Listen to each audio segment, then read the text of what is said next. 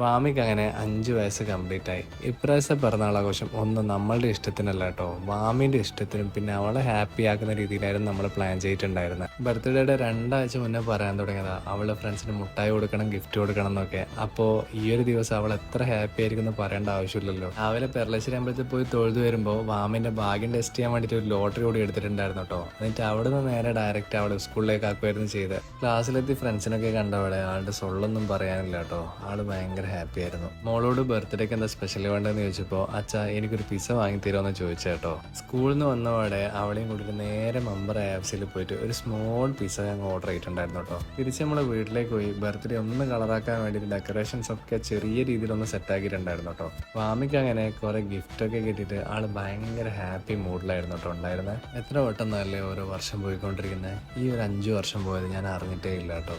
അതുകൊണ്ട് തന്നെ ലൈഫിൽ ആഘോഷിക്കാൻ കിട്ടുന്ന ഒരു സമയം ഞാൻ ഒഴിവാക്കാറില്ല. അതങ്ങ് നമ്മൾ ആഘോഷിക്കുക. കാരണം ഇതൊന്നും നമുക്കൊരിക്കലും തിരിച്ചു കിട്ടും കേട്ടോ. അപ്പോൾ ഓക്കെ ബൈ, അടുത്ത വീഡിയോ കാണാം.